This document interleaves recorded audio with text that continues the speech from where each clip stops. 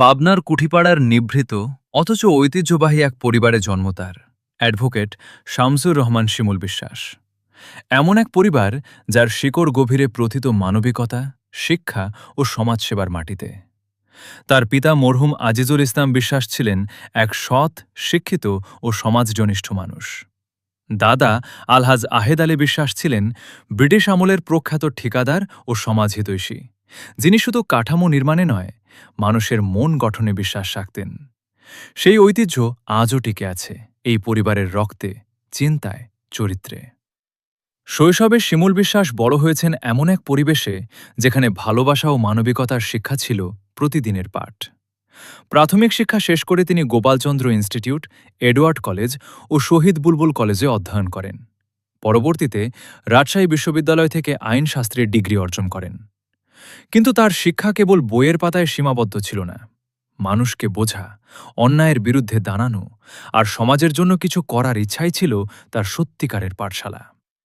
ছাত্রজীবন থেকেই তিনি রাজনীতিতে সক্রিয় হন। সাধারণ ছাত্রদের স্বার্থে তার নির্ভীক নেতৃত্ব তাকে দ্রুত পরিচিত করে তোলে।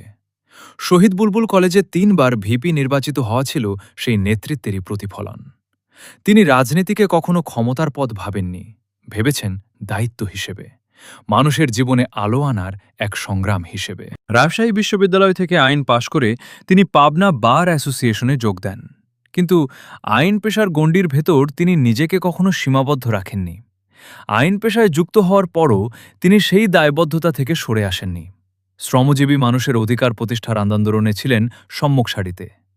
তার উদ্যোগে গড়ে ওঠে শ্রমিক ফেডারেশন ও পরিবহন শ্রমিক ইউনিয়ন, যার মাধ্যমে বহু মানুষ সংগঠিত ও সচেতন হয়। ২০০২ সালে তিনি রাষ্ট্রের দায়িত্ব নেন, বাংলাদেশ অভ্যন্তরীণ নৌ পরিবহন কর্পোরেশনের চেয়ারম্যান হিসেবে। একটি লোকসানি প্রতিষ্ঠানকে তিনি দক্ষতা, সততা ও দূরদর্শিতায় লাভজনক অবস্থানে নিয়ে আসেন। রাষ্ট্রীয় দায়িত্বে থেকেও তিনি প্রমাণ করেছেন সফলতা আসে নিঃস্বার্থ কাজের মধ্য দিয়েই, প্রভাব নয়, নীতির শক্তিতে। তার রাজনীতির দর্শন স্পষ্ট। উন্নয়ন মানে মানুষের জীবনকে ছুঁয়ে যাওয়া। বলেছেন, মানুষের যাতায়াত, জীবিকা ও শিক্ষার সুযোগ বাড়ানোর কথা। তার উদ্যোগে পাবনা থেকে ঢাকার যোগাযোগ ব্যবস্থা এসেছে নতুন দিগন্ত। নৌপথ ও ফেরিঘাট সংস্কারে তার ভূমিকা আজও আলোচিত। ১৯৯৯ সালে তিনি শহীদ প্রেসিডেন্ট জিয়াউর রহমান ও মজলুম জননেতা মওলানা ভাসানীর আদর্শে অনুপ্রাণিত হয়ে বাংলাদেশ জাতীয়তাবাদী দলে যোগ দেন। পরে দেশনেত্রী বেগম খালেদা জিয়ার বিশেষ সহকারী হিসেবে দায়িত্ব পালন শুরু করেন। দীর্ঘ রাজনৈতিক অস্থিরতা, ষড়যন্ত্র ও মিথ্যা মামলার মধ্যেও তিনি কখনো বিচ্যুত হননি তার আনুগত্য ও বিশ্বাস থেকে। কঠিন সময়েও তিনি ছিলেন অটল, নীরবে, দৃঢ়তায়। কিন্তু তার সবচেয়ে বড় পরিচয় শুধু রাজনীতিক নয়, মানব সেবক হিসেবেও। নিজের পরিবারের নামে প্রতিষ্ঠা করেছেন আলহাজ আহেদ আলী বিশ্বাস মানব কল্যাণ ট্রাস্ট।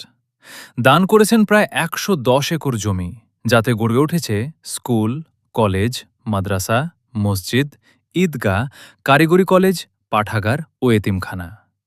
গৃহহীনদের জন্য নির্মাণ করেছেন হাজারো ঘর।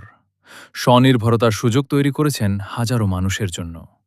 এ পর্যন্ত ৩,৬০০টিরও বেশি গৃহহীন পরিবার পেয়েছে আশ্রয়, ৩,০০০-এরও বেশি মানুষ পেয়েছে কর্মসংস্থানের সুযোগ।